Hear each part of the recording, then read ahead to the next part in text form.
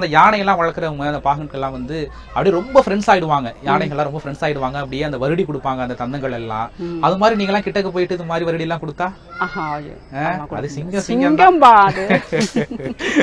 அது என்ன மாதிரி பொருள், அது உலகத்தையே ஆண்டுடும். அது வெளியில வந்து அந்த அளவுக்கு அதனால அந்த கறியை போட சொல்ல எந்த ஒரு எண்ணமே இருக்கக்கூடாது எங்களுக்கு.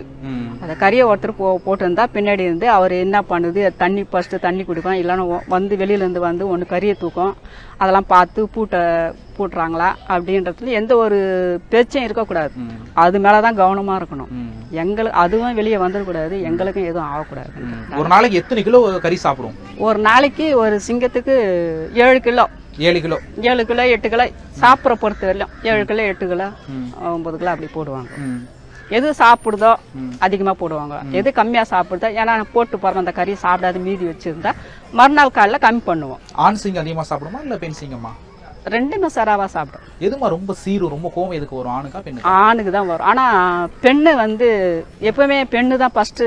ரெண்டும் ஒன்னா விட்டா எப்பவுமே பெண்ணு தான் ஃபர்ஸ்ட் சாப்பிட, ஆண் படுத்திருக்கும். ஓ, அதெல்லாம் விட்டு கொடுத்து போவோமா? விட்டு கொடுத்துட்டு போவோம், படுத்திருக்கேன். அதுக்கப்புறம் தான் பார்த்துட்டு அதுக்கப்புறம் தன் ஆட்டில் அப்படி சாப்பிடுவாரு ஆணு. பெண்ணு சாப்பிடும். இவ்வளவு பேர் இங்க வராங்க இல்லையா, ஏதாச்சும் சிங்கத்தை வந்து கோவப்படுத்துறது மாதிரி ஏதாச்சும் தூக்கி போட்டாங்கன்னா கோவம் ஆயிடும்ல? அது மேல படாது, அது கண்டுக்காது, அதெல்லாம் கண்டுக்காது. ஆனா அது மக்கள் வந்து வாலிப்பம் வந்தாங்கன்னா அவங்க வந்து கல்லு தூக்கி அடிப்பாங்க. அப்போ எந்திரிச்சு நிற்கும், அப்போ இது பண்ணுவாங்க. அதுக்கு சொல்ல எப்பா அது சுதந்திரமா வாழ வேண்டிய பொருள், அதை வந்து கல்லெல்லாம் தூக்கி அடிக்காதீங்க. நீ பார்க்கணும்னா கொஞ்சம் வெயிட் பண்ணி பாரு. அது கொஞ்ச நேரம் எழுந்து நடக்கும், கொஞ்ச நேரம் தண்ணி குடிக்கும், வெயிட் பண்ணி பாருப்பா. பாவமா நம்ம தூங்குறோம், அவங்க அதிர்ஷ்டம் அந்த டைம் வந்து நடந்து ராஜ நட போட்டு. ஆமா, நம்ம தூக்கத்துல எழுப்போனா நம்மளுக்கு எப்படி இருக்கும் வரும். அது மாதிரி சிங்கம் அதை வந்து கேரளா நினைக்கிறதுக்கு கழுத்தி கடிக்கிறீங்க. இப்போ அது வெளியே வந்தா நீ இங்க நிக்க மாட்டா அப்படின்னு ஏதாவது பேசி. இந்த பள்ளம் மாதிரி இருக்கமா சுத்தில எங்கெல்லாம் வந்து இறங்குமா? பள்ளத்துல இறங்காது, அந்த இந்த காட்டுவா மரத்துலயும் வரும். சிங்கத்துல மட்டும் எந்த இதுவும் பண்ணவே முடியாது. உடம்பு சரியில்லை, அதிகமா அதுக்கு ஒரு உடம்பு சரியில்லை, ஒரு மழக்க ஊசி போட்டு அந்த டைம் பார்ப்பாங்க. இந்த டைமுக்குள்ள அதை ட்ரீட்மெண்ட் பார்த்துடணும். ஓ, அந்த டாக்டர் வந்தாலும் உங்க கிட்டக்கு போய் டைரக்டா தொட்டலாம் பண்ண முடியாது. ஊசி எப்படி பண்ணுவீங்க?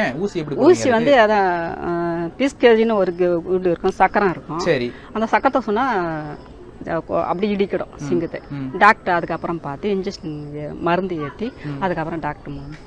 நீங்க இப்ப வெளியில எல்லாம் போகும்போது என்ன வேலைமா பாக்குற அப்படின்னு கேட்டா நீங்க என்ன சொல்லுவீங்க? எடுத்தோனே நான் ஜூல வேலை பாக்குறேன். ஜூல இந்த மாதிரி சிங்கத்துக்கு பராமரிப்பு பண்ணிட்டு இருக்கேன் அப்படின்னு சொல்ல மாட்டீங்க? அங்க என்ன வேலை செய்யறாங்கன்னா ஒவ்வொருத்தர் சொல்லுவேன். எங்க வேலை செய்றீங்கன்னா ஜூல வேலை செய்யணும்னு சொல்லுவேன். ஜூல எந்த இடத்துல என்ன மிருகம் பாக்குறேன்னா அப்படி சிங்கத்தை பாக்குறேன் அப்படின்னு சொல்லி